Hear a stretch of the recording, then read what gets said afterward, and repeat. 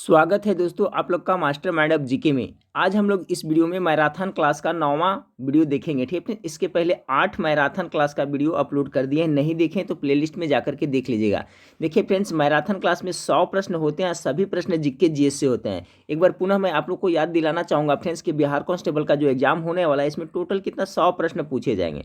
2 घंटा का वक्त दिया जाएगा फ्रेंड्स, और 100 प्रश्न में आपका निगेटिव मार्क्स नहीं रहेगा, बिल्कुल निगेटिव मार्क्स नहीं रहेगा फ्रेंड्स। इसलिए एक भी प्रश्न को नहीं छोड़ना है, सबको टच करके आना है। अब देखिए फ्रेंड्स, आपका कि 100 प्लस में आपको 10 प्रश्न है जो हिंदी से रहेगा, 10 प्रश्न अंग्रेजी से रहेगा, 10 प्रश्न है जो मैथ से रहेगा। तो मैथ का सोल्यूशन फ्रेंड्स आज से आपका कंटिन्यू मिलेगा फ्रेंड्स। इसके पहले भी 5-6 मैथ का वीडियो अपलोड किए हैं, आज से कंटिन्यू आपका मैथ का सोल्यूशन भी मिलेगा, और हिंदी का कल भी आपको कंटिन्यू मिलेगा फ्रेंड्स, और अंग्रेजी का भी मिलेगा। अब रह गई बात फ्रेंड्स कि 30 नंबर का आपका हो गया ये सब, और बाकी 70 नंबर है जो आपका जीके जीएस से रहेगा। तो आपको विशेष फोकस करना है आपका किस पे, जीके जीएस पे। इसलिए फ्रेंड्स मैं 100 प्रश्नों का मैराथन क्लास कर करके जीके का प्रैक्टिस सेट आप लोग को करवा रहा हूँ। रिक्वेस्ट है फ्रेंड्स कि अभी तक चैनल को सब्सक्राइब नहीं किया है, चैनल पर पहली बार विजिट कर रहे हैं फ्रेंड्स, तो चैनल को सब्सक्राइब करो, बेल आइकन को बिल्कुल दबा दीजिएगा। ठीक है, तभी आपको नोटिफिकेशन समय से मिलता रहेगा फ्रेंड्स। और मेरा टेलीग्राम ग्रुप है, उसको ज्वाइन कर लीजिए, उसमें मैं सभी जो पढ़ा रहा हूँ उसका पीडीएफ कल से देना शुरू कर दिया हूँ फ्रेंड्स, तो आपको सभी पीडीएफ मैं प्रोवाइड करा दूंगा। और फ्रेंड्स मेरा वेबसाइट का नाम है आपका gkmastermind.com फ्रेंड्स। उस पर गूगल में सर्च करके या जा करके फ्रेंड्स उस पर बहुत सारा प्रैक्टिस सेट है, उसको प्रत्येक दिन आप प्रैक्टिस सेट को देखिए। ठीक है फ्रेंड्स, प्रत्येक दिन प्रैक्टिस सेट देखिएगा तो क्या वो सभी याद हो जाएगा जितना भी होगा, और वेबसाइट पर पढ़ने में मजा भी आएगा फ्रेंड्स। उस पर आंसर सब छुपाया हुआ रहता है, आपको पता चलेगा, तैयारी का लेवल पता चलेगा। तो वेबसाइट का लिंक भी इस वीडियो के नीचे दिया हुआ है फ्रेंड्स, जहाँ पर आपको हिंदी का भी प्रैक्टिस सेट मिलेगा, और जीके जीएस का बहुत सारा प्रैक्टिस सेट है, और उस पर बहुत काम चालू है फ्रेंड्स वेबसाइट पे, और आपको जल्द ही बहुत सारा प्रैक्टिस सेट आपको मिलने वाला है वेबसाइट पर, वो भी फ्री ऑफ कॉस्ट, एक भी पैसा कहीं कुछ नहीं लगता है फ्रेंड्स। इसलिए आप लोग प्रत्येक दिन वहाँ जाकर के जरूर पढ़िएगा। तो चलिए फ्रेंड्स शुरू करते हैं, आप लोग गेस करते चलिएगा। वीडियो अच्छा लगे तो लाइक जरूर करिएगा, दोस्तों में शेयर जरूर करिएगा फ्रेंड्स। आज का पहला सवाल, भारत और पाकिस्तान के बीच शिमला समझौता कब हुआ था? 2 सवाल बन रहा है। शिमला समझौता किसके किसके बीच हुआ था फ्रेंड्स? तो भारत और पाकिस्तान के बीच में हुआ था।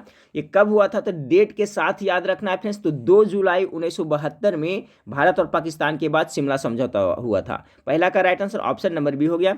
सवाल नंबर 2 को देखें, भारत में लोकहितवाद कहां से लिया गया है? भारत में लोकहितवाद कहां से लिया गया है फ्रेंड्स? तो गेस करिए, इसका जो राइट आंसर हो जाएगा ऑप्शन नंबर संयुक्त राज्य अमेरिका से। भारत के जो संविधान में लोकहितवाद लिया गया है वो कहां से? तो संयुक्त राज्य अमेरिका के संविधान से लिया गया है। और देखिए अमेरिका के संविधान से बहुत सारा लिया गया फ्रेंड्स, 2-3 मैं इंपॉर्टेंट बता रहा हूँ, ध्यान से याद रखिएगा। जिसे राष्ट्रपति का, ठीक है, राष्ट्रपति का जो पद है फ्रेंड्स आपका अमेरिका से लिया गया है। सर्वोच्च न्यायालय, उच्च न्यायालय से संबंधित जो भी प्रावधान है अमेरिका से लिया गया है। उसके साथ साथ अमेरिका के संविधान से जो मूल्य रूप से पूछा जाता है तो मौलिक अधिकार है जो संयुक्त राज्य अमेरिका से ही लिया गया है। और साथ साथ में प्रस्तावना का जो ढांचा है जो अमेरिका के संविधान से लिया गया है। लेकिन अगर पूछा जाए प्रस्तावना की भाषा कहाँ से लिया गया है फ्रेंड्स, तो ये हो जाएगा आपका कहाँ से? तो ऑस्ट्रेलिया से हो जाएगा। प्रस्तावना की भाषा ऑस्ट्रेलिया से होगा, लेकिन सिर्फ प्रस्तावना का प्रावधान कहाँ से किया गया है? तो आपका संयुक्त राज्य अमेरिका से किया गया। तो सभी को याद रखें, और इससे एक प्रश्न आपको जरूर पूछा जाएगा। तो सवाल नंबर 2 में आपका राइट आंसर क्या हो जाएगा? ऑप्शन नंबर ए हो जाएगा। भारत में लोकहितवाद कहाँ से लिया गया? तो संयुक्त राज्य अमेरिका से। 2 का ए हो गया। सवाल नंबर 3 को देखें, भारत सरकार द्वारा निम्न में से किसकी अध्यक्षता में राष्ट्रीय मुनाफाखोरी रोकथाम प्राधिकरण का गठन किया है? तो भारत सरकार द्वारा निम्न में से किसकी अध्यक्षता में राष्ट्रीय मुनाफाखोरी रोकथाम प्राधिकरण का गठन किया है? तो सवाल नंबर 3 का राइट आंसर होगा option number C, BN Sharma. अगला सवाल को देखते हैं कि पुस्तक bullet my life is a people's officer के लेखक कौन है? चलिए, अच्छा सवाल है। पुस्तक bullet my life is a police officer के लेखक कौन है? सवाल नंबर 4 का राइट आंसर होगा ऑप्शन नंबर सी, जूलियस रेवेरियो ने यह बुक लिखा है। ठीक है फ्रेंड्स, इसका भी पीडीएफ आप लोग को टेलीग्राम ग्रुप में मिल जाएगा, अभी यूट्यूब से पढ़ ले फ्रेंड्स। आगे है, बिहार का सबसे कम क्षेत्रफल वाला जिला शेखपुरा है, जहां क्षेत्रफल क्या है? 2 सवाल बन रहा है। बिहार का सबसे कम क्षेत्रफल वाला जिला आपका शेखपुरा है, तो उसका क्षेत्रफल कितना है? तो सवाल नंबर 5 का राइट आंसर होगा ऑप्शन नंबर बी, मात्र 1034 वर्ग किलोमीटर है। 5 का right answer option number B होगा। सवाल नंबर 6 को देखें। सवाल नंबर 6 है कि सोनपुर का मेला किस दिन आयोजित होता है? बहुत अच्छा सवाल हो सकता है आपका बिहार पुलिस में पूछ दिया जाएगा। देखिए फ्रेंड्स, बिहार पुलिस का जो वैकेंसी है फ्रेंड्स, तो बिहार से संबंधित प्रश्न जरूर पूछा जाएगा। तो बिहार स्पेशल में आपको भी एक वीडियो बनाऊंगा फ्रेंड्स, जिसमें कम से कम 100 प्रश्न होगा, जिसमें सिर्फ बिहार से संबंधित ही प्रश्न होंगे। तो सवाल नंबर 6 आपका है कि सोनपुर का मेला किस दिन आयोजित होता है? गेस करते चलिएगा आप लोग। सवाल नंबर 6 का राइट आंसर हो जाएगा ऑप्शन नंबर कार्तिक पूर्णिमा को। सोनपुर का मेला कार्तिक पूर्णिमा को आयोजित किया जाता है। सवाल नंबर 6 का राइट आंसर हो जाएगा फ्रेंड्स ऑप्शन नंबर ए हो जाएगा। ठीक है, सवाल नंबर 7 को देखें। सवाल नंबर 7 है महालया का बिहार में क्या तात्पर्य है? ठीक है, महालया का बिहार में क्या तात्पर्य है? तो 7 का जो आपका राइट आंसर होगा फ्रेंड्स ऑप्शन नंबर बी हो जाएगा, पितरपक्ष। ठीक है, पितरपक्ष के बारे में आप लोग नाम सुने होंगे फ्रेंड्स। पितरपक्ष का मेला कहाँ लगता है? तो आपका गया डिस्ट्रिक्ट में लगता है, बोधगया गया में लगता है। सवाल नंबर 7 का right answer option number B हो जाएगा। चलिए सवाल नंबर 8 को देखते हैं। चांद पर उतरने वाला प्रथम अंतरिक्ष यात्री कौन था? तो सभी को पता होना चाहिए इसका जवाब फ्रेंड्स। चांद पर सबसे पहले कौन उतरा था? तो आपका नील आर्मस्ट्रांग उतरा था। और कब उतरा था फ्रेंड्स, इसका जवाब आप हमें कमेंट करके बताइएगा। ठीक है, चांद पर उतरने वाला प्रथम अंतरिक्ष यात्री अमेरिकी यात्री था, नील आर्मस्ट्रांग था। कब उतरा था चांद पर, ये भी बताइएगा। तो 8 का right answer option number C होगा। इसका कॉमेंट करके हमें जवाब बताइएगा कब उतरा था। चलिए सवाल नंबर 9, गोबी मरुस्थल कहाँ स्थित है? 9 का क्या हो जाएगा? तो गोबी आपका कहाँ पड़ता है? गेस करते चलिए, मंगोलिया में पड़ता है। ऑप्शन नंबर ए इसका राइट आंसर होगा। सवाल नंबर 10 को देखें। नाथपा झाकरी जल विद्युत परियोजना किस राज्य में स्थित है? ये सवाल बार बार पूछा जाता है। नाथपा झाकरी जल विद्युत परियोजना किस राज्य में है? 10 का करेक्ट आंसर हो जाएगा ऑप्शन नंबर सी, हिमाचल प्रदेश में पड़ता है। चलिए अगला देखें। हाँ फ्रेंड्स, तो सवाल नंबर 11 को देखें। सवाल नंबर 11 आपका है कि सुमेलित कीजिए। तो एक साइड में देखिए आपका राज्य दिया हुआ है फ्रेंड्स, दूसरी साइड में आपका लोक नृत्य दिया हुआ है। कहाँ का लोक नृत्य, कौन सा राज्य का है, वही आपको सुमेलित करना है। तो देखिए इस ऐसे सवाल में जो सबसे पहले आपको आता है फ्रेंड्स, उससे चलिएगा तो आपको पकड़ में आ जाएगा। जैसे हम देखिए असम का कहाँ है, असम का क्या है? तो असम का बिहू लोक नृत्य है। उसके बाद राजस्थान का क्या है? घूमर होता है। 2 कन्फर्म हो गया फ्रेंड्स। अब बच गया क्या? हिमाचल प्रदेश। तो हिमाचल प्रदेश का आपका नाट्य होता है, हिमाचल प्रदेश का नाट्य हो गया। अब बच गया क्या? आंध्र प्रदेश। तो आंध्र प्रदेश का क्या हो जाएगा? वुर्रा। तो सबको याद कर ले, आंध्र प्रदेश का वुर्रा हो गया लोक नृत्य, असम का बिहू हो गया लोक नृत्य, हिमाचल प्रदेश का नाट्य हो गया, और राजस्थान का घूमर। घूमर और बिहू ये दोनों हमेशा पूछा जाता है। तो घूमर हो गया कहाँ? राजस्थान का, और असम का हो गया बिहू, ये भी याद रखें। तो सवाल नंबर आपका 11 का राइट आंसर ऑप्शन नंबर क्या हो जाएगा? बी हो जाएगा। ठीक है, ऑप्शन नंबर बी। ए का 2, बी का 1, सी का 4 और डी का 3। ठीक है, चलिए सवाल नंबर 12 को देखते हैं। सवाल नंबर 12 आपका है कि मंजूषा चित्रशैली किस क्षेत्र में लोकप्रिय थी? बहुत अच्छा सवाल। मंजूषा चित्रशैली किस क्षेत्र में लोकप्रिय था? 12 नंबर सवाल का राइट आंसर होगा अंग क्षेत्र में ये प्रचलित था, लोकप्रिय था। ऑप्शन नंबर ए 12 का राइट आंसर होगा। सवाल नंबर 13 को देखिए। लघु ज्वार कब आता है? लघु ज्वार भाटा, ज्वार भाटा के लघु आता है, वो दीर्घ होता है फ्रेंड्स। तो पूछा जाए लघु यानी छोटा ज्वार भाटा कब आता है? सवाल नंबर 13 का राइट आंसर होगा ऑप्शन नंबर सी, शुक्ल सप्तमी के दिन। शुक्ल सप्तमी के दिन आपका लघु ज्वार भाटा आता है। याद कर लीजिए फ्रेंड्स, कब आता है? तो शुक्ल सप्तमी के दिन आता है। सवाल नंबर 14 को देखें कि भूमध्य सागर का सबसे गहरा भाग कहाँ पाया जाता है? तो भूमध्य सागर का पूछा जा रहा है, ना कि प्रशांत महासागर का। ठीक है फ्रेंड्स, तो सवाल नंबर 14 का देखिए क्या होगा राइट आंसर। तो देखिए जो भूमध्य सागर का सबसे गहरा भाग है वो आपका एड्रियाटिक सागर है। ऑप्शन नंबर बी 14 का करेक्ट आंसर होगा एड्रियाटिक सागर, याद रखिएगा। सवाल नंबर 15 को देखें। घाना पश्चिम बिहार निम्नलिखित में से किस राज्य में स्थित है? इसका जवाब तो सबको आना चाहिए। घाना पश्चिम बिहार आपका कहाँ पड़ता है? राजस्थान में पड़ता है। Option number D. आप लोग गेस भी करते चलिएगा। आगे है अंतरिक्ष में उड़ान भरने वाला प्रथम भारतीय अंतरिक्ष यात्री कौन था? कौन था भारत का प्रथम? तो राकेश शर्मा, सभी को पता होगा फ्रेंड्स, जो आपका चंद्रमा पर गए थे। तो अंतरिक्ष में उड़ान भरने वाला प्रथम भारतीय अंतरिक्ष यात्री कौन था? तो राकेश शर्मा था। अगला सवाल को देखते हैं। सौराष्ट्र की सुदर्शन झील का निर्माण किसने करवाया था? सौराष्ट्र का, ये भी देखिए टॉप मोस्ट VVIG के है। 17 नंबर सवाल, सौराष्ट्र की सुदर्शन झील का निर्माण किसने कराया था? सवाल नंबर 17 का राइट आंसर हो जाएगा फ्रेंड्स ऑप्शन नंबर बी हो जाएगा, पुष्यगुप्त ने कराया था। ठीक है, गुप्त शासक पुष्यगुप्त ने करवाया था। सौराष्ट्र के सुदर्शन झील का निर्माण किसने कराया था? पुष्यगुप्त ने करवाया था। 17 का बी हो गया। 18 नंबर सवाल को देखें कि चौथी बौद्ध महासभा किसके संरक्षण में संपन्न हुई थी? तो देखिए सभी को पता है, फिर इसका तो मैं ट्रिक भी बता दिया हूँ, सबको याद भी होना चाहिए, तो सभी को मैं बता देता हूँ। तो चौथी बौद्ध सभा का किसके, तो चलिए गेस करिए फटाफट। चौथी बौद्ध संगीति का आयोजन किसके शासनकाल में हुआ था? कनिष्क के शासनकाल में हुआ था। ठीक है, और इसका ट्रिक मैं क्या बताया था फ्रेंड्स, आप लोग को तो याद ही होगा, जिससे सब याद हो जाएगा। एक बार फिर से मैं पुनः आप लोग को रिवाइज करा देता हूँ। अका यक याद रखना, अ का अक। ठीक है, अक बताए थे। देखिए इससे एक सवाल जरूर पूछा जाएगा। तो प्रथम बौद्ध संगीति का आयोजन अ से क्या हो गया, अजात शत्रु के शासनकाल में। द्वितीय बौद्ध संगीति का आयोजन किसके शासनकाल में, का से कालाशोक के शासनकाल में। तृतीय बौद्ध संगीति फिर आ गया इसके अ से अशोक के शासनकाल में। और चतुर्थ बौद्ध संगीति किसके शासनकाल में, तो कनिष्क के शासनकाल में। देखिए पकड़ा गया। तो इस तरह से अगर कंफ्यूजन होगा फ्रेंड्स तो एग्जाम में आप आ का अक लिख दीजिएगा तो पता चल जाएगा। पहला हो जाएगा अजात शत्रु, दूसरा कालाशोक, तीसरा अशोक और चौथा कनिष्क। तो आपको यहाँ पूछा क्या गया था फ्रेंड्स कि चौथी बौद्ध महासभा इसके संरक्षण में संपन्न हुई थी। तो देखिए अंतिम में आया था क्या, देखिए तो कनिष्क आ रहा है ना, अक आ रहा है, क से देखिए कनिष्क पकड़ा जा रहा है। अब कहाँ कहाँ हुआ था फ्रेंड्स ये भी याद रखिए, बार बार मैं रिपीट करता हूँ, एक सवाल तो इससे पूछा ही जाएगा।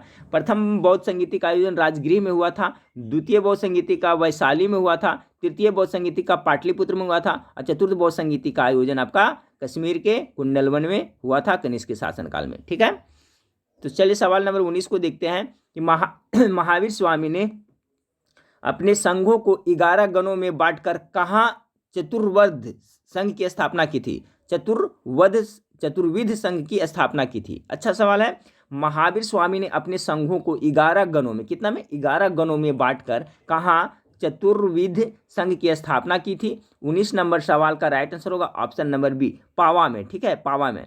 पावा मतलब समझ रहे होंगे फ्रेंड्स, पावापुरी। ठीक है, जहां पर महावीर स्वामी का निर्वाण प्राप्त हुआ था। मृत्यु कहाँ हुई थी महावीर स्वामी का, तो आपका पावापुरी में हुआ था। और गौतम बुद्ध का मूर्ति कहाँ हुआ था, तो कुशीनगर में हुआ था। तो दोनों याद रखिएगा। तो महावीर स्वामी ने अपने संघों को 11 गणों में बांटकर कहाँ चतुर्विध संघ की स्थापना की थी, पावापुरी में। 19 का बी राइट आंसर होगा। सवाल नंबर 20 को देखें कि भारत का मिसाइल पुरुष किसे कहा जाता है, सबको पता होना चाहिए। 20 का क्या किसे कहा जाता है, तो एपीजे अब्दुल कलाम को मिसाइल पुरुष कहा जाता है। Option number C right answer होगा। रावी नदी का प्राचीन नाम क्या था, रावी नदी, चलिए फटाफट गेस करिए। 21 नंबर सवाल का राइट आंसर, तो रावी नदी को पुरुषुनी कहा जाता था। ऑप्शन नंबर ए इसका करेक्ट आंसर हो जाएगा। ठीक है फ्रेंड्स, एक देखिए पूछा जाता है मोहनजोदड़ो किस नदी के किनारे स्थित है फ्रेंड्स, तो आपका सिंधु नदी के किनारे स्थित है। और हड़प्पा है जो किस नदी के किनारे है, हड़प्पा, तो याद रखिएगा हड़प्पा जो आपका रावी नदी के किनारे स्थित है। और रावी नदी का प्राचीन नाम क्या है, पुरुषुनी है। अगला सवाल को देखते हैं।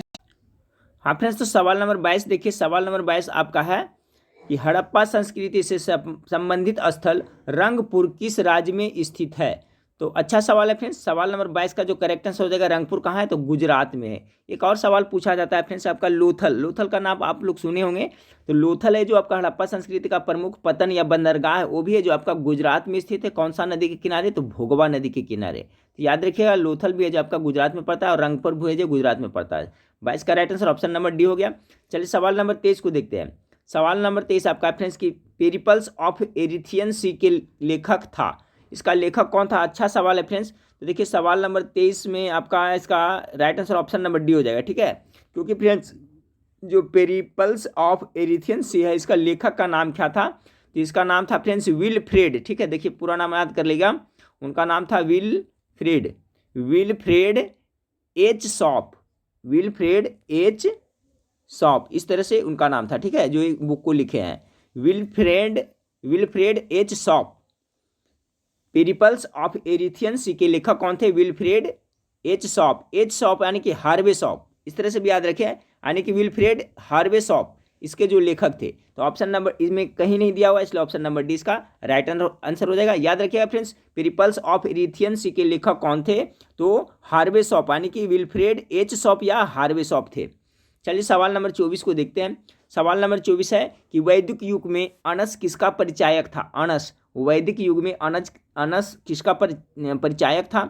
सवाल नंबर 24 का correct answer option number C होगा, बैलगाड़ी का। याद रखिएगा फ्रेंड्स, बहुत अच्छा सवाल है। अनस किसका परिचायक था, तो बैलगाड़ी का। सवाल नंबर 25 को देखिए। सवाल नंबर 25 है निम्नलिखित में से कौन सा साहित्यकार गुप्त युग का है।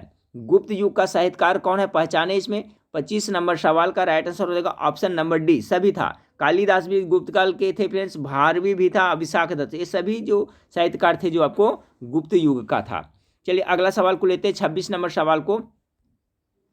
26 नंबर सवाल है सूची 1 व सूची 2 को सुमिलित कीजिए तथा दिए गए फुटों से सही उत्तर को चुनना है। बहुत अच्छा है, सबको याद कर लीजिएगा। ठीक है फ्रेंड्स, कह रहा है आपका क्या, सवाल नंबर 26 कह रहा है कि यहाँ एक साइड में मंदिर दिया हुआ है फ्रेंड्स, गुफा दिया हुआ है, उसका निर्माण कौन वंश ने करवाया था। इसका मैंने अभी क्या ट्रिक बताया था फ्रेंड्स कि जो पहले आता है उसको बना ले तो आपको पकड़ में आ जाएगा। जैसे कि देख लेते हैं चंदेल वंश, देखिए खजुराहो, इसको तो ट्रिक से बताया हूँ फ्रेंड्स। चांदिल, मात्सर को कौन खुजलाता है? जो चांदिल होता है। यानी सी का दू होगा इसमें पक्का कन्फर्म। तो सी का दू देखिए किस में आ रहा है? 3 में चल रहा है फ्रेंड्स, आपका इसमें चल रहा है। तो सी का दू हो गया, चंदेल हो गया। उसके बाद बच गया फ्रेंड्स आपका पल्लव आ गया। एलोरा गुफाएं थे, एलोरा का गुफा किसने बनाया था? राष्ट्रकूट ने बनाया था फ्रेंड्स। यानी ए का क्या हो जाएगा? 4 हो जाएगा। सी का हो गया आपका चंदेल हो गया, और एलोरा गुफा किसने बनाया था? राष्ट्रकूट ने बनाया था ना। यानी ए का 4 हो जाएगा। तो ए का 4 हो गया। अब बच गया फ्रेंड्स आपका कौन? बी।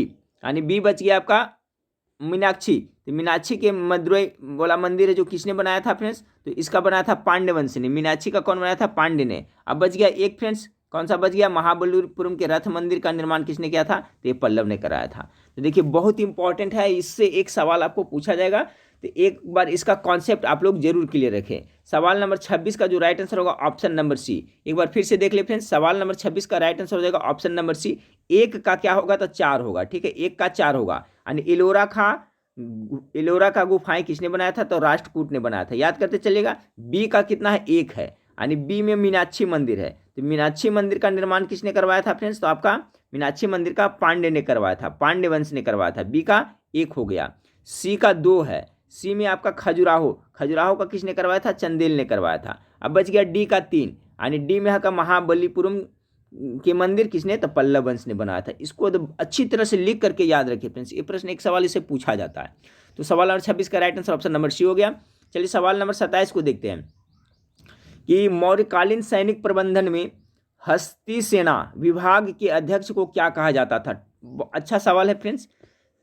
इसका राइट आंसर होगा हस्ताध्यक्ष कहा जाता था। मौर्यकालीन सैनिक प्रबंधन में हस्ती सेना विभाग के अध्यक्ष को हस्ताध्यक्ष कहा जाता है। 27 का राइट आंसर ऑप्शन नंबर ए होगा। 28 नंबर क्वेश्चन देख, आपने तो सवाल नंबर 28 देखिए। सवाल नंबर 28 है मिताक्षरा, बहुत इंपॉर्टेंट सवाल है। मिताक्षरा विज्ञानेश्वर लिखी गई है। देखिए मिताक्षरा जो कि अपने संस्कृत का एक धर्म ग्रंथ है जो विज्ञानेश्वर के द्वारा रचित है, ठीक है। तो पूछा जा रहा है जो मिताक्षरा है जो किससे के बारे में लिखा हुआ है। तो देखिए टॉप मोस्ट VVI सवाल है, कोई ना कोई एग्जाम में जरूर पूछा जाएगा फ्रेंड्स, और पूछे जाने की पूरी प्रबल संभावना है। तो देखिए जो मिताक्षरा है विज्ञानेश्वर की, वो हिंदू उत्तराधिकारी नियमों के संबंध में है। अन्य हिंदू उत्तराधिकारी नियमों के संबंध में आपका मिताक्षरा लिखा हुआ है। तो इसको जरूर याद रखिए। 28 नंबर सवाल का राइट आंसर क्या हो जाएगा फ्रेंड्स? ऑप्शन नंबर बी हो जाएगा, ठीक है। चलिए सवाल नंबर 29 को देखते हैं। प्राचीन कुम्भहार स्थल संबंधित है किससे? तो कुम्भहार प्राचीन है आपको पाटलिपुत्र से संबंधित है। ऑप्शन नंबर सी इसका करेक्ट आंसर होगा। सवाल नंबर 30 को देखें। भारत के संघीय न्यायपालिका की स्थापना हुई थी, गेस करें इसका राइट आंसर क्या होगा सवाल नंबर 30 का। तो देखिए भारत का जो संघीय न्यायपालिका की स्थापना हुई थी वो भारत सरकार अधिनियम कितना 1935 के अधीन हुई थी। यानी ऑप्शन नंबर सी इसका बिल्कुल राइट आंसर है। देखिए भारत सरकार अधिनियम 1935 से जो बहुत इंपॉर्टेंट है, इससे एक सवाल हमेशा पूछा जाता है, तो इसका भी कॉन्सेप्ट क्लियर रखिए आप लोग फ्रेंड्स। भारत के संघीय न्यायपालिका की स्थापना हुई थी तो भारत सरकार के अधिनियम 1935 के अधीन। और देखिए अगर पूछा जाए कि भारत का जो संविधान बना था तो उसमें सबसे ज़्यादा प्रभाव किस अधिनियम का था, तो यही 1935 के अधिनियम का सबसे ज़्यादा प्रभाव था। ये भी याद रखिएगा, समाचार पूछा जाता है। तो भारत के संघीय न्यायपालिका की स्थापना हुई थी भारत सरकार अधिनियम 1935 के अधीन। चलिए सवाल नंबर 31 को देखते हैं कि समाचार पत्र किस सूची से संबंध रखता है। चलिए बताएं 31 नंबर सवाल का राइट आंसर क्या होगा। सवाल नंबर 31 का समाचार पत्र, तो देखिए समाचार पत्र है जो आपको संघ सूची के अंतर्गत आता है। ऑप्शन नंबर सी इसका बिल्कुल राइट आंसर होगा। शिक्षा है जो किस सूची के अंतर्गत आता है, समवर्ती सूची के अंतर्गत आएगा, वो भी पूछा जाता है, याद रखिएगा, ठीक है। शिक्षा है जो किसके, तो समवर्ती सूची के अंतर्गत आता है। तो यहाँ पूछा जा रहा है समाचार पत्र किस सूची से संबंध रखता है, तो संघ सूची से संबंध रखता है। 31 का right answer option number C हो जाएगा। चलिए सवाल नंबर 32 को देखें। सवाल नंबर 32 है जनमत की निम्नलिखित एजेंसियों में से कौन सी एजेंसी उपनगरों की अपेक्षा ग्रामीण क्षेत्रों के हित में बेहतर सेवा करती है। कौन सा करती है? जनमत की निम्नलिखित एजेंसियों में कौन सा एजेंसी है जो उपनगरों की अपेक्षा ग्रामीण क्षेत्रों के हित में बेहतर सेवा करती है। 32 नंबर सवाल का राइट आंसर देगा फ्रेंड्स ऑप्शन नंबर क्या, कॉमन सेंस की बात है, ग्रामीण क्षेत्र में क्या होता है, तो रेडियो। ऑप्शन नंबर डी बिल्कुल इसका राइट आंसर हो जाएगा। हालांकि फ्रेंड्स अब तो गांव में भी टेलीविजन आ गया है, लेकिन क्वेश्चन है जो इस सबसे पूछा जा रहा है, इसका right answer option number D होगा, रेडियो। चलिए सवाल नंबर 33 को देखें कि भारतीय संविधान के पूर्ण होने में कुल कितने समय लगा था, यानी भारत के संविधान बनने में कितना समय लगा था। तो इसका जवाब तो सबको पता होना चाहिए, कितना लगा था, 2 वर्ष 11 माह 18 दिन। यानी सवाल नंबर 33 का right answer option number B हो जाएगा। सवाल नंबर 34 को देखें, इस भारतीय संविधान के किस अनुच्छेद में राष्ट्रपति को यह अधिकार मिला है कि वो किसी भी दंडित व्यक्ति को क्षमा कर सकता है? टॉप मोस्ट VVI सवाल है फ्रेंड्स, ठीक है, इसको जरूर याद रखिएगा 34 का। तो देखिए अनुच्छेद 72 के तहत है जो राष्ट्रपति किसी का फांसी की सजा को मौत की सजा को माफ कर सकता है, ठीक है, या उम्र कैद सजा को कम कर सकता है। तो ये जरूर याद रखिएगा, पूछा जा सकता है। कह रहा है भारतीय संविधान के कौन से अनुच्छेद में राष्ट्रपति को यह अधिकार मिला है कि वह किसी भी दंडित व्यक्ति की क्षमा को क्या कर सकता है? कम कर सकता है। सवाल नंबर 34 का right answer option number D होगा, अनुच्छेद 72, ठीक है, 34 का डी। चलिए सवाल नंबर 35, हरित क्रांति का जनक किसे माना जाता है? इसके बारे में तो डेली करीब करीब सेट में आ ही जा रहा है प्रश्न फ्रेंड्स, ठीक है। तो इसका जवाब कौन होगा? नॉर्मन बोरलॉग का होगा, जो अमेरिकी वैज्ञानिक थे, कृषि वैज्ञानिक थे। हरित क्रांति का जनक किसे माना जाता है? तो नॉर्मन बोरलॉग को माना जाता है। और भारत में हरित क्रांति का जनक किसे माना जाता है? तो MS स्वामीनाथन को भारत का माना जाता है। पूरे विश्व में किसका? तो नॉर्मन बोरलॉग का। याद रखिएगा, अमेरिकी निवासी थे। सवाल नंबर 36 है, ड्यूस शब्द निम्नलिखित में से किन खेलों से संबंधित है? ड्यूस शब्द 36 का करेक्ट आंसर होगा बैडमिंटन एवं टेनिस दोनों से संबंधित है। ऑप्शन नंबर सी इसका राइट आंसर है, बहुत इंपॉर्टेंट है, याद रखिएगा, ड्यूस बैडमिंटन और टेनिस दोनों से संबंधित है। सवाल नंबर 36 का right answer option number C हो गया। सवाल नंबर 37 को देखिए फ्रेंड्स, सवाल नंबर 37 आपका है, भारतीय उद्योगपति मुकेश अंबानी किस कंपनी से जुड़े हुए हैं? इसका जवाब तो सभी को पता होगा, क्या होगा? रिलायंस है ना, ऑप्शन नंबर डी। अगला सवाल को देखते हैं 38 नंबर की, मधुबनी चित्रकला का किस राजा से संबंध है? बहुत अच्छा सवाल है फ्रेंड्स, सॉरी राजा नहीं, राज्य से संबंध है। मधुबनी चित्रकला किस राज्य से संबंधित है फ्रेंड्स? आपका बिहार से है ना। 38 का right answer option number B हो जाएगा।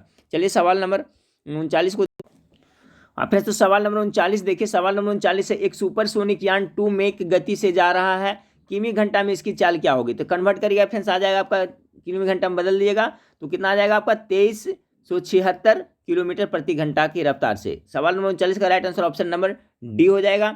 अब चलिए फ्रेंड्स सवाल नंबर 40 को देखते हैं। सवाल नंबर 4, धवनु का वायु में वेग अनुमानतः कितना होता है? अनुमानतः कितना होता है धवनी का वायु में वेग पूछा जा रहा है। सवाल नंबर 40 का कितना होता है? 330 मीटर प्रति सेकेंड होता है ना। ऑप्शन नंबर सी इसका करेक्ट आंसर हो जाएगा। 41 नंबर, सौर मंडल की आकृति कैसी है? चलिए बताएं 41 नंबर सवाल का। तो देखिए सौर मंडल की जो आकृति क्या है? स्पाइरल है। ऑप्शन नंबर सी इसका बिल्कुल राइट आंसर होगा। सवाल नंबर 42 को देखिए, प्रेरकत्व का मात्रक क्या होता है? प्रेरकत्व का ऐसा मात्रक या मात्रक पूछा जा रहा है तो क्या होगा? 42 का राइट आंसर होगा हेनरी हो जाएगा। प्रेरकत्व का मात्रक क्या होता है? हेनरी होता है। 42 का right answer option number B होगा।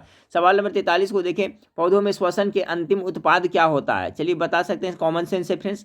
तो देखिए पौधों में जब श्वसन होता है तो उस अंतिम उत्पाद के रूप में क्या होता है? तो कार्बन डाइऑक्साइड निकलता है और उसके बाद में जल निकलता है और क्या निकलता है? ऊर्जा निकलता है। यानी ऑप्शन नंबर ए इसका राइट आंसर होगा। देखिए पौधे में श्वसन क्रिया जब होता है फ्रेंड्स तो क्या क्या निकलता है? कार्बन डाइऑक्साइड निकलता है, जल निकलता है और क्या? ऊर्जा निकलता है। 43 का right answer option number A हो जाएगा। अगला सवाल को लेते हैं, बिहार में बौद्ध बनने वाला प्रथम राजा कौन था? बहुत अच्छा सवाल। 44 नंबर सवाल का राइट आंसर क्या होगा? तो बिहार में बौद्ध बनने वाला प्रथम राजा आपका था 44 का ऑप्शन नंबर ए हो जाएगा, अशोक था। Option number A correct answer हो जाएगा 44 का। सवाल नंबर 45 को देखें कि निम्नलिखित जोड़ों में किसका सुमेल है? इसका सुमेलित कौन है इसमें पूछा जा रहा है, ठीक है फ्रेंड्स।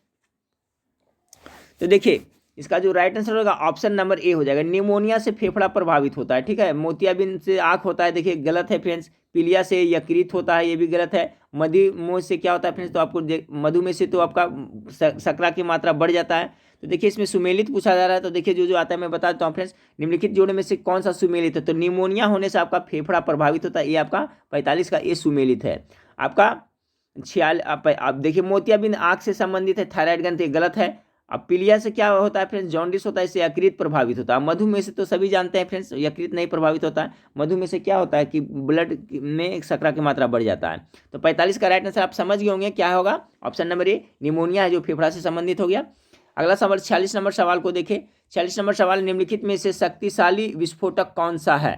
शक्तिशाली विस्फोटक आपको चुनना है, बहुत अच्छा सवाल है।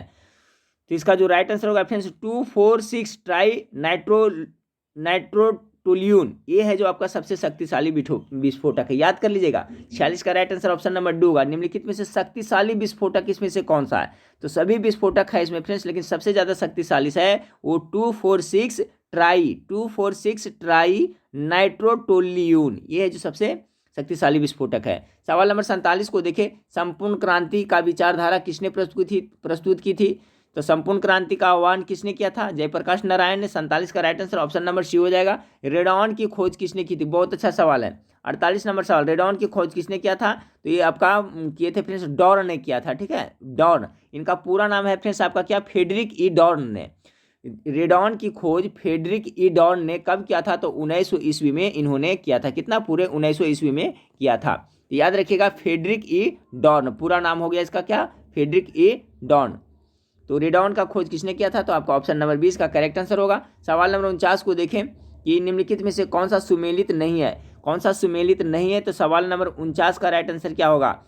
विटामिन B1 के रासायनिक नाम थायमिन है, बिल्कुल ये सही है फ्रेंड्स। उसके बाद में विटामिन ए का रेटिनॉल है, ये सही है। विटामिन ई का नेफ्थोक्विनिन, ये आपका गलत है। ठीक है फ्रेंड्स, ये सुमेलित आपका नहीं है, क्योंकि फ्रेंड्स आपका विटामिन ई का जो दूसरा नाम क्या होता है? उसको टोकोफेरॉल कहा जाता है। ये ना, विटामिन ई का, विटामिन डी का होता है कैल्सीफेरॉल, और विटामिन ई का क्या होता है? टेकोफेरॉल। और यहाँ पूछा जा रहा है निम्नलिखित से कौन सा सुमेलित नहीं है? तो ऑप्शन नंबर डी सुमेलित नहीं है, क्योंकि विटामिन ई का दूसरा नाम क्या होता है? टेकोफेरॉल होता है, ना कि नेफ्थोक्विनिन होता है। तो ये आपका सुमेलित नहीं है, तो यही आपका पूछा जा रहा था। तो ऑप्शन नंबर डी इसका करेक्ट आंसर होगा। सवाल नंबर 50 को देखें कि वित्त आयोग की स्थापना राष्ट्रपति द्वारा प्रत्येक कितने वर्ष के बाद की जाती है? 50 नंबर सवाल, तो कितने वर्ष का? तब वित्त आयोग का जो स्थापना पूरे 5 वर्ष पर किया जाता है, इसका कार्यकाल होता है। ऑप्शन नंबर सी इसका राइट आंसर होगा। वित्त आयोग की स्थापना राष्ट्रपति द्वारा प्रत्येक कितने वर्ष के बाद की जाती है? तो 5 वर्ष के बाद की जाती है। सवाल नंबर 51 को देखिए, रेपो दर तथा रिवर्स रेपो दर का निर्धारण किसके द्वारा किया जाता है? इसके रेफरेंस बहुत अच्छा सवाल है। रेपो दर तथा रिवर्स रेपो दर किसके द्वारा निर्धारण किया जाता है? 51 नंबर सवाल का राइट आंसर हो जाएगा फ्रेंड्स आपका आरबीआई द्वारा, भारतीय रिजर्व बैंक के द्वारा। बहुत अच्छा सवाल, ऑप्शन नंबर डी इसका करेक्ट आंसर होगा। रेपो दर और रिवर्स रेपो दर का निर्धारण आरबीआई यानी कि रिजर्व बैंक ऑफ इंडिया के द्वारा किया जाता है। ऑप्शन नंबर डी इसका करेक्ट आंसर होगा। सवाल नंबर 52 को देखें, कथकली कहाँ का शासकीय नृत्य है? कथकली, चलिए गेस करें फ्रेंड्स, कथकली कहाँ हो जाएगा? सवाल नंबर 52 का राइट आंसर होगा आपका केरल का। ठीक है, केरल का है जो कथकली है। एक कथक आता है तो उत्तर भारत का हो जाएगा। ठीक है फ्रेंड्स, वो उत्तर भारत का हो जाएगा कथक, लेकिन कथकली कहेगा तो कहाँ का हो जाएगा फ्रेंड्स? आपका केरल का हो जाएगा। 52 नंबर सवाल का right answer option number A हो जाएगा। चलिए सवाल नंबर 53 को देखते हैं। सवाल नंबर 53 है, चावल निर्यात के मामले में भारत का विश्व में कौन सा स्थान है? बहुत टॉप मोस्ट वीवाइज सवाल है फ्रेंड्स। तो देखिए, चावल निर्यात के बारे में अभी है जो भारत है जो पहला स्थान पर आ गया है फ्रेंड्स। ऑप्शन नंबर सी इसका बिल्कुल राइट आंसर हो जाएगा। आप सवाल देखिए किसी घुमा के पूछ सकता है। ये पूछा है कि चावल निर्यातक के मामले में, निर्यात यानी कि बेचने, बाहर भेजने के मामले में भारत सबसे आगे है। लेकिन अगर आपसे पूछ दिया जाए कि चावल के उत्पादन सबसे ज़्यादा कहाँ होता है, चावल का उत्पादन करने वाला सबसे बड़ा देश क्या हो जाएगा? तो आपका क्या हो जाएगा फ्रेंड्स? आपका चाइना हो जाएगा। ठीक है, चावल के उत्पादन में सबसे अग्रणी देश हो जाएगा आपका क्या हो जाएगा? चाइना हो जाएगा। चीन में सबसे ज़्यादा चावल होता है, लेकिन निर्यात सबसे ज़्यादा कौन करता है? तो आपका भारत करता है। यानी चावल निर्यात के मामले में भारत का विश्व में कौन सा स्थान? तो पहला स्थान है फ्रेंड्स। ऑप्शन नंबर सी इसका करेक्ट आंसर होगा। सवाल नंबर 54 को, हाँ फ्रेंड्स, तो सवाल नंबर 54 देखिए, सवाल नंबर 54 बहुत ज़्यादा इंपॉर्टेंट हो सकता है कि इस बार आपको एग्जाम में पूछ दिया जाए। सवाल नंबर 54 आपका है कि भगत सिंह, राजगुरु और सुखदेव को किस वर्ष फांसी दी गई थी? तो किस वर्ष फांसी दी गई थी फ्रेंड्स? तो इसका जो करेक्ट आंसर हो जाएगा 54 का ऑप्शन नंबर डी हो जाएगा, 1931 में। लेकिन फ्रेंड्स सिर्फ ईस्वी से काम नहीं चलेगा, डेट के साथ पूछा जाता है। तो डेट के साथ आप लोग गेस करें क्या होगा फ्रेंड्स? तो मैं बताता हूँ, भगत सिंह, राजगुरु और सुखदेव को किस वर्ष फांसी दी गई थी? तो 23 मार्च, याद रखिएगा फ्रेंड्स, हो सकता है एग्जाम में पक्का पूछ दिया जाए। ठीक है, 23 मार्च 1931 ईस्वी में आपको भगत सिंह, राजगुरु और सुखदेव को फांसी दी गई थी। ये सवाल पक्का मैं कह रहा हूँ फ्रेंड्स पूछा जाएगा। अब देखिए, आपको पता है फ्रेंड्स कि 14 तारीख को एग्जाम होने वाला है और 21 तारीख को एग्जाम होने वाला है। तो 14 तारीख को भी 2 शिफ्ट में एग्जाम होने वाला है और 21 तारीख को भी, 21 मार्च को भी 2 शिफ्ट में होने वाला है। टोटल आपका 4 प्रश्न पत्र बनेगा। ठीक है फ्रेंड्स, बिहार पुलिस का जो एग्जाम है 8415 पदों के लिए, तो उसके 4 शिफ्टों में ले जा रहा है। 14 तारीख को 2 शिफ्ट में, तो 200 प्रश्न उस दिन हो गए फ्रेंड्स, और 400 प्रश्न और 200 होगा आपका 21 मार्च को। तो देखिए कौन सा शिफ्ट में क्या प्रश्न पूछा जाएगा, इसके बारे में पहले ही बता चुका फ्रेंड्स कि कह नहीं सकते हैं, इसलिए आप ज़्यादा से ज़्यादा याद करके रखिए, तो हो सकता है ये प्रश्न आपको जरूर पूछा जाएगा। ठीक है, तो भगत सिंह, राजगुरु और सुखदेव को किस वर्ष फांसी दी गई थी? तो कब? 23 मार्च, याद रखिएगा, 23 मार्च 1931 ईस्वी में ये आपको उनको फांसी दी गई थी। चलिए सवाल नंबर 55 को देखते हैं कि हिंदुस्तान सोशलिस्ट रिपब्लिकन आर्मी का गठन किसने किया था? 55 नंबर सवाल का क्या हो जाएगा फ्रेंड्स? देखिए, हिंदुस्तान सोशलिस्ट कह रहा है। ठीक है, हिंदुस्तान सोशलिस्ट रिपब्लिकन आर्मी का गठन किसने किया था? तो इसका हो जाएगा आपका चंद्रशेखर ने किया था। ठीक है, कंफ्यूज होकर सुभाष चंद्र बोस नहीं मार देना, ठीक है। हिंदुस्तान सोशलिस्ट रिपब्लिक आर्मी का गठन किसने किया था? तो चंद्रशेखर ने किया था। 55 का right answer option number C हो जाएगा। सवाल नंबर 56, कुचिपुड़ी कहाँ उत्पन्न हुआ? ठीक है फ्रेंड्स, तो इसका तो ऐसा ट्रिक बताया कोई नहीं भूलते होंगे। कुचिपुड़ी यानी कच्चा पूड़ी, कच्चा पूड़ी कौन खाएगा? अंधा लोग खाएगा ना। कच्चा पूड़ी कौन खाता है? अंधा लोग, यानी कि कुचिपुड़ी कहाँ का लोक नृत्य है? तो आंध्र प्रदेश का है, कभी नहीं भूलिएगा। कच्चा पूड़ी कौन खाता है? आंध्र प्रदेश, यानी अंधा लोग खाता है। चलिए सवाल नंबर 57 को देखते हैं। सवाल नंबर 57 आपका है कि 1857 की क्रांति के विषय में यह किसका कथन है कि क्रांति मुस्लिम साम्राज्य की स्थापना के लिए एक षड्यंत्र था? किसने कहा था ये फ्रेंड्स? षड्यंत्र किसने कहा था इसे? 57 नंबर सवाल का राइट आंसर होगा friends option number A, James Outram. बहुत अच्छा सवाल है। जेम्स ऑन्ट्रम ने कहा था 1857 के क्रांति सिपाही विद्रोह को कि क्रांति मुस्लिम साम्राज्य की स्थापना के लिए एक षड्यंत्र था। अब सवाल नंबर 57 का राइट आंसर ऑप्शन नंबर ए होगा। चलिए सवाल नंबर 58 को देखते हैं। सवाल नंबर 58 क्रांतिक न्यूनतम प्रयास सिद्धांत किसने दिया था? 58 नंबर सवाल का राइट आंसर होगा option number C, W.N. Lewis ने दिया था। W.A. लेविस ने क्रांतिक न्यूनतम प्रयास सिद्धांत किसने दिया था? तो W.A. लेविस ने दिया था। सवाल नंबर 59 को देखें कि नालंदा जो प्राचीन काल में प्रमुख शिक्षा का केंद्र था कि अवशेष किस राज्य में है?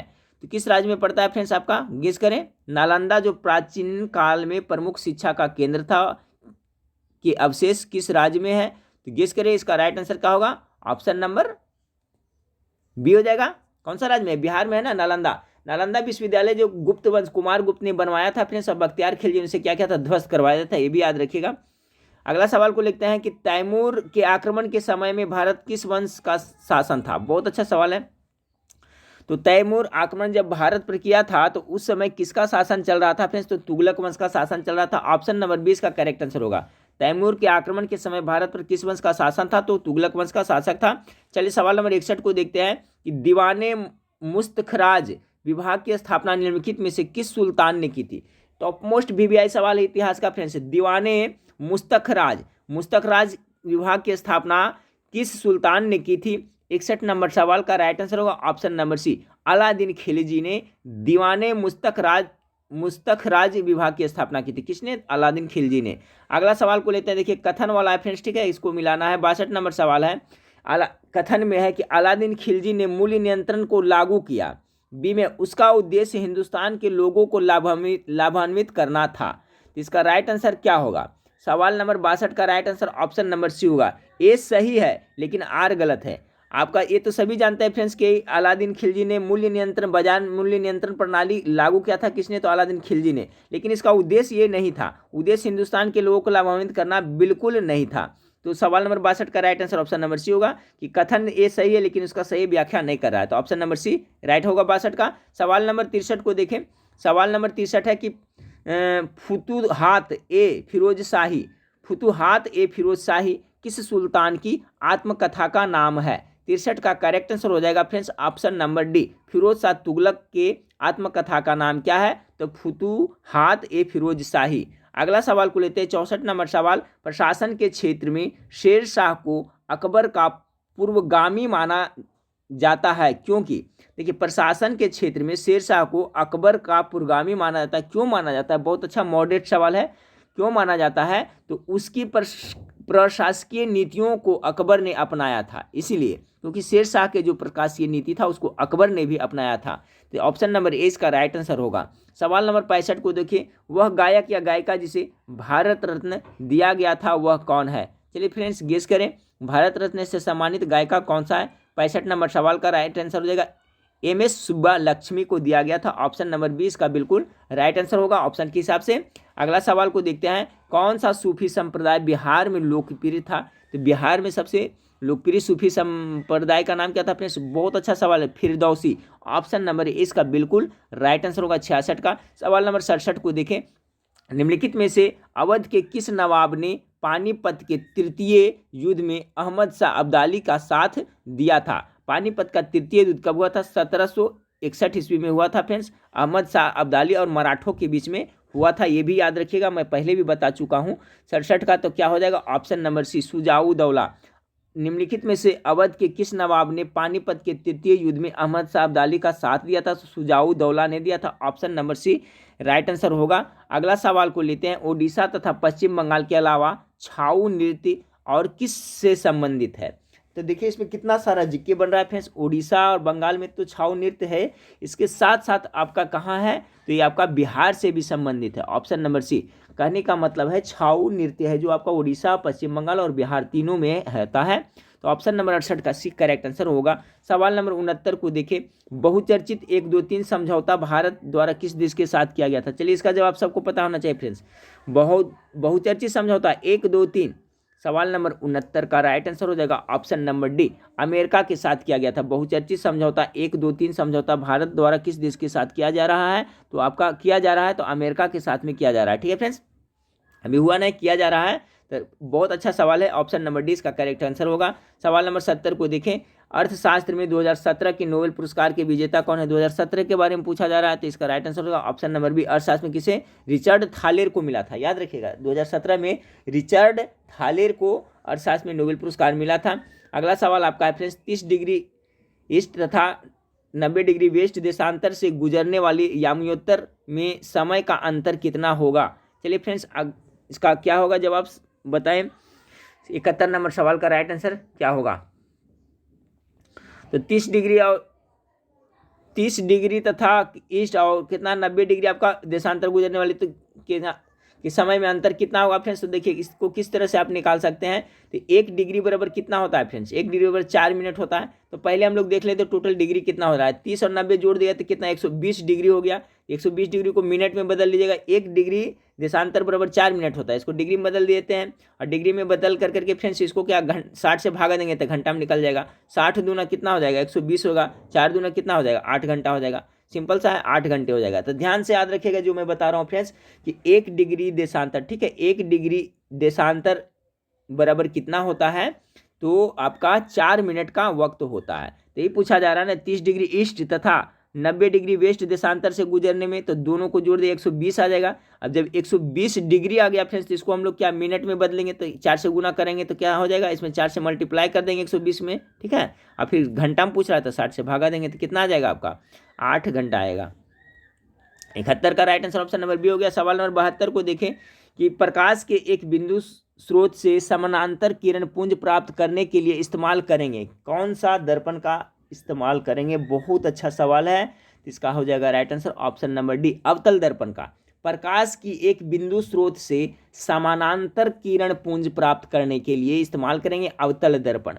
अवतल दर्पण का ही प्रयोग फ्रेंड्स डॉक्टर चिकित्सक लोग करते हैं, नाक कान आंख देखने में अवतल दर्पण का, सैलून में हजामत बनाने के लिए भी अवतल दर्पण का, सर्च लाइट का जो में भी आपका अवतल दर्पण का प्रयोग किया जाता है। सब जरूर याद रखिएगा। उत्तल दर्पण का रूप गाड़ी के साइड मिरर के रूप में किया जाता है। 73 नंबर सवाल, खुरपक्का मुंह पक्का रोग। देखिए खुरपक्का मुंह पक्का रोग यानी फुट एंड माउथ डिजीज जिसको कहते हैं, ठीक है, पशुओं में होता है। बहुत अच्छा सवाल है फ्रेंड्स, किसके कारण से होता है, तो वायरस के कारण से होता है, याद रखिएगा। अब फुट एंड माउथ डिजीज जिसको हिंदी में कहते हैं खुरपक्का और मुंह पक्का रोग, आपका जो पशुओं में होता है, एनिमल्स में होता है, वो वायरस के कारण से होता है, विषाणु के कारण से होता है। ऑप्शन नंबर ए 73 का राइट आंसर होगा। सवाल नंबर 74 को देखिए, रबी फसलें कब बोई जाती है। बहुत बार ये सवाल इससे जरूर पूछा जाएगा, कब बोई जाती है और कौन सा रबी फसल है और कौन सा खरीफ फसल है। इसका कॉन्सेप्ट क्लियर करके जाइएगा आप लोग सभी लोग, ठीक है। चलिए जो मास्टर वीडियो मैं बनाऊंगा 1 तारीख से फ्रेंड्स, उसमें मैं सभी का टॉपिक से क्वेश्चन दूंगा, कोशिश करूंगा सभी सिलेबस को टच करके चलूँ, ठीक है। सवाल नंबर 74 का राइट आंसर क्या होगा, तो अक्टूबर नवंबर में रबी फसल बोई जाती है फ्रेंड्स, ठीक है। तो ऑप्शन नंबर ए इसका बिल्कुल राइट आंसर होगा। 1 तारीख से आपको फ्रेंड्स आपको मास्टर वीडियो का मैं तैयार कर रहा हूं, उसको मैं प्रोवाइड कराऊंगा सर। सभी विषय का अलग अलग, जैसे इतिहास हो गया, साइंस का, सबका अलग अलग मास्टर वीडियो मैं दूंगा। तो हमारे चैनल से आप लोग जुड़े रहें, ठीक है फ्रेंड्स। सवाल नंबर 74 है, रबी फसल कब बोई जाती है। ऑप्शन नंबर ए इसका करेक्ट आंसर होगा, अक्टूबर नवंबर में बोई जाती है। सवाल नंबर 75 को देखें, पंडवानी कहाँ का लोक नृत्य, बहुत लोकगीत है। बहुत अच्छा सवाल है फ्रेंड्स, गेस करें। सवाल नंबर 75 का राइट आंसर क्या होगा फ्रेंड्स, तो ऑप्शन नंबर ए मध्य प्रदेश का। पंडवानी कहाँ का लोकगीत है, तो मध्य प्रदेश का। 75 का ये हो जाएगा फ्रेंड्स। सवाल नंबर 76 को देखें, reserve bank of India RBI के राष्ट्रीयकरण कब हुआ था। चलिए गेस करें फटाफट फ्रेंड्स, आरबीआई का राष्ट्रीयकरण पूछा जा रहा है। सवाल नंबर 76 का राइट आंसर क्या होगा, तो ये हो जाएगा 1949 में हुआ था, ठीक ना। रिजर्व बैंक ऑफ इंडिया का राष्ट्रीयकरण कब हुआ था, तो 1949 ईस्वी में हुआ था। अगला सवाल को लेते हैं 77 का, निम्नलिखित में से 11वीं पंचवर्षीय योजना का पहला वर्ष कौन सा है। 77 का जो राइट आंसर होगा फ्रेंड्स ऑप्शन नंबर बी 2007-08 है, जो 11वीं पंचवर्षीय का पहला वर्ष है। 77 का बी हो गया। अब चलिए सवाल नंबर 78 को देखते हैं। सवाल नंबर 78 आपका है कि 18वीं शताब्दी में बिहार किस उद्योग का चर्चित केंद्र रहा था? 18वीं शताब्दी में 78 का राइट आंसर ऑप्शन नंबर है सोरा उद्योग के लिए। ठीक है, अगला सवाल को लेते हैं। मंदड़िया व तेजड़िया शब्दावली किससे संबंधित है? तो चलिए तो सब है, मदड़िया और तेजड़िया सब जानते होंगे फ्रेंड्स, क्या है? शेयर बाजार से है ना। ऑप्शन नंबर इसका राइट आंसर होगा। अगला सवाल को लेते हैं कि एक मुद्रा जिनकी विनिमय दर में लगातार गिरने की प्रवृत्ति हो क्या कहलाती है? टॉप मोस्ट बीबीआई सवाल है। एक मुद्रा जिसकी विनिमय दर में लगातार गिरने की प्रवृत्ति हो क्या कहलाती है? 80 नंबर सवाल का राइट आंसर होगा गर्म मुद्रा उसे कहा जाता है। याद कर ले फ्रेंड्स, नोटबुक में लिख करके ऐसा प्रश्न को याद कर ले। ऐसे इसका पीडीएफ तो मैं आप लोग को देने वाला हूं फ्रेंड्स, लास्ट में भी रिवीजन कर लीजिएगा। एक मुद्रा जिसकी विनिमय दर में लगातार गिरने की प्रवृत्ति हो वह कहलाती है, क्या कहलाती है? तो आपका वो गर्म मुद्रा कहलाती है। अगला सवाल को लेते हैं कि बिटकॉइन, बिटकॉइन क्या है? 81 नंबर सवाल का राइट आंसर ये डिजिटल करेंसी है। ठीक है, याद कर लें, बिटकॉइन है जो आपका digital currency. Option number C 81 का राइट आंसर हो जाएगा। सवाल नंबर 82 को देखिए। सवाल नंबर 82 आपका योग आयोग का गठन है। योग आयोग का गठन करने वाला देश का पहला राज्य कौन सा है? देश का पहला राज्य, बहुत अच्छा सवाल, ये आपका छत्तीसगढ़ हो जाएगा। ऑप्शन नंबर ए इसका बिल्कुल राइट आंसर हो जाएगा फ्रेंड्स, 82 का ए हो जाएगा। सवाल नंबर 83 को देखें। निम्नलिखित में से किसका नेसिट के साथ निकट का संबंध है? नेसिट के साथ किसका निकट का संबंध है? 83 का right answer option number D Israel का हो जाएगा। सवाल नंबर 84 को देखें। स्वतंत्रता से पूर्व पांडिचेरी यानी पुदुचेरी शासन में थी किसका? तो सभी तो जानते हैं फ्रेंड्स पांडिचेरी किसके कब्जे में थे? 84 का। तो 84 का जो आपका राइट आंसर हो जाएगा ऑप्शन नंबर बी किसका? तो फ्रांसीसियों को। पांडिचेरी था जो फ्रांसीसियों का था फ्रेंड्स, और गोवा किसका था? तो पुर्तगालियों का था। ठीक है, तो स्वतंत्रता से पूर्व पांडिचेरी पुदुचेरी शासन में कौन था? पुडुचेरी में शासन थी फ्रांसीसियों के। ऑप्शन नंबर बी याद रखिएगा। अगला सवाल को देखते हैं। 85 नंबर संपूर्ण क्रांति की विचारधारा किसने प्रस्तुत की थी? फ्रेंड्स देखिए बार बार क्वेश्चन रिपीट हो रहा है, इसको याद रखिएगा। जयप्रकाश नारायण ना। ऑप्शन नंबर सी इसका राइट आंसर होगा। संपूर्ण क्रांति का आह्वान किसने किया था? जयप्रकाश नारायण ने। ये हो सकता है कि आपका कोई भी शिफ्ट में बिहार पुलिस में पूछ दिया जाए जयप्रकाश नारायण संपूर्ण क्रांति के बारे में, पक्का पूछा जाएगा। अगला सवाल है आपका फ्रेंड्स कि बिहार राज्य किन देशांतर के मध्य अवस्थित है? ये भी पूछा जा सकता है। 86 का राइट आंसर होगा फ्रेंड्स आपका ऑप्शन नंबर सी लगभग 83 डिग्री पूर्व से 88 डिग्री पूर्व तक के बीच में।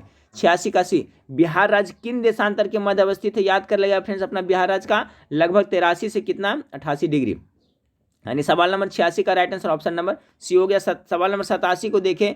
सवाल नंबर 87 बिहार में आने वाला चर्चित विदेशी यात्री सबसे पहला था। कौन आया था बिहार में सबसे आने वाला प्रथम विदेशी चर्चित यात्री? सवाल नंबर 87 का राइट आंसर होगा option number B Megasthenes. Bihar में आने वाला चर्चित विदेशी यात्री सबसे पहला था मेगास्थनीज। ऑप्शन नंबर बी 87 का करेक्ट आंसर होगा। 88 नंबर सवाल को देखें। कह रहा है कि बिहार में पटसन उद्योग की पट्टी स्थित है, कहाँ कहाँ स्थित है? तो सवाल नंबर 88 का जो राइट आंसर होगा फ्रेंड्स आपका उत्तरी पूर्वी बिहार मैदान में, यानी ऑप्शन नंबर 20 का राइट आंसर होगा। 88 का सिर्फ केवल बी होगा। बिहार में पटसन उद्योग की पट्टी कहाँ स्थित है? तो आपका 2 नंबर यानी उत्तरी पूर्वी बिहार मैदान में है। अगला सवाल को देखते हैं कि पाल चित्रकला शैली पर किसका प्रभाव रहा था? पाल चित्रकला शैली पर किसका प्रभाव रहा था? सवाल नंबर 89 का राइट आंसर हो जाएगा ऑप्शन नंबर सी बौद्ध कला का। पाल चित्रकला शैली पर बौद्ध कला का प्रभाव रहा था। Option number C correct answer होगा। 90 नंबर सवाल देखिए। एशियाई विकास बैंक का मुख्यालय निम्न से किस स्थान पर अवस्थित है? तो इसका जवाब सबको बता रहा होना चाहिए फ्रेंड्स। एशियाई का सवाल नंबर 91 का राइट आंसर क्या होगा? 90 का हम लोग तो अभी देख चुके हैं फ्रेंड्स। सवाल नंबर 90 का अभी हम लोग देखे थे फ्रेंड्स। आप किसका पाल चित्रकला शैली पर किसका प्रभाव रहा था? 89 नंबर सवाल का देखे थे बौद्ध कला का फ्रेंड्स।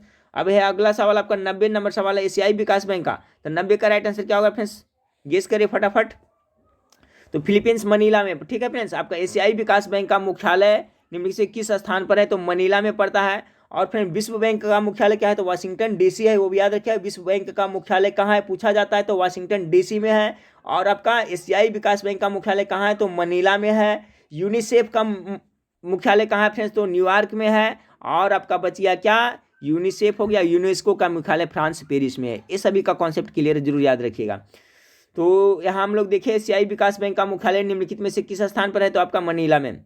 अगला सवाल को लेते हैं कि किस नृत्य में मुखौटे का इस्तेमाल किया जाता है। बहुत अच्छा सवाल है। मुखौटा पहन करके के नृत्य कौन सा किया जाता है, गेस करें। 51 का राइट आंसर हो जाएगा ऑप्शन नंबर क्या होगा friends, option number C, Kathakali है जो आपको मुखौटा पहन करके किया जाता है। ठीक है, कथकली जो केरल का अभी आया था फ्रेंड्स, कथकली केरल का लोक नृत्य है जिसमें मुखौटा का इस्तेमाल किया जाता है। 91 नंबर सवाल का right answer option number C. चलिए सवाल number 92, the making of a legend के लेखक कौन है। The making of a legend के लेखक कौन है। चलिए 92 का राइट आंसर क्या होगा, तो इसका हो जाए Bindeshwari Pathak. The making of a legend के लेखक कौन है, तो बिंदेश्वरी पाठक। 92 का correct answer option number A हो जाएगा।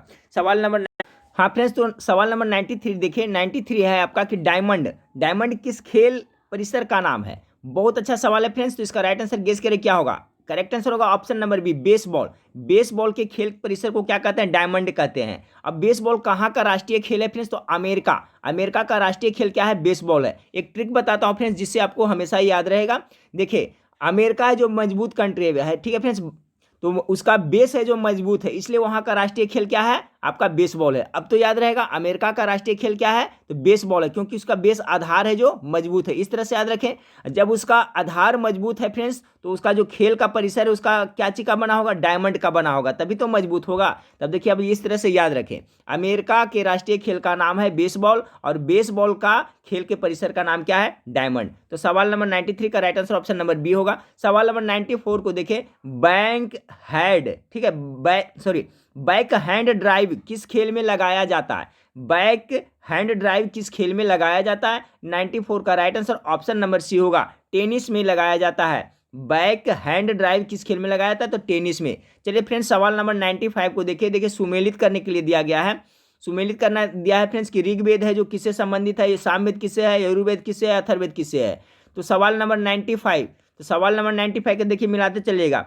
सवाल नंबर 95 का हो जाएगा ऋग्वेद है जो संबंधित किससे है फ्रेंड्स, तो आपका ऐतरेय उपनिषद से है। बहुत इंपॉर्टेंट याद रखिएगा, ऋग्वेद है जो आपका संबंधित किससे है, तो ऐतरेय उपनिषद से है। उसके बाद में आ गया बी, ठीक है फ्रेंड्स, बी सामवेद। तो सामवेद किससे संबंधित है फ्रेंड्स, तो सामवेद आपका केन उपनिषद से संबंधित है, यानी बी का 4 होगा, केन उपनिषद से संबंधित है। उसके बाद में बच गया फ्रेंड्स सी, यजुर्वेद।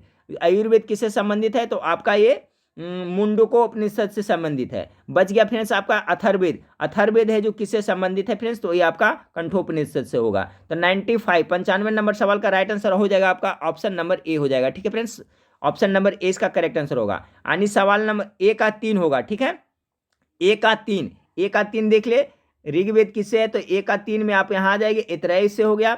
बी का 4, बी हो गया आपका सामवेद, यानी बी का 4 यानी बी का सामवेद हो गया आपका केन उपनिषद से। उसके बाद बच गया सी का 1, सी में हो गया यजुर्वेद, तो सी का हो गया आपका किससे, कठोपनिषद से। अब बच गया डी का 2, डी में आपका अथर्ववेद, अथर्ववेद किससे, तो मुंडो उपनिषद से। ठीक है फ्रेंड्स, इसका कॉन्सेप्ट आप लोग जरूर क्लियर रखिएगा।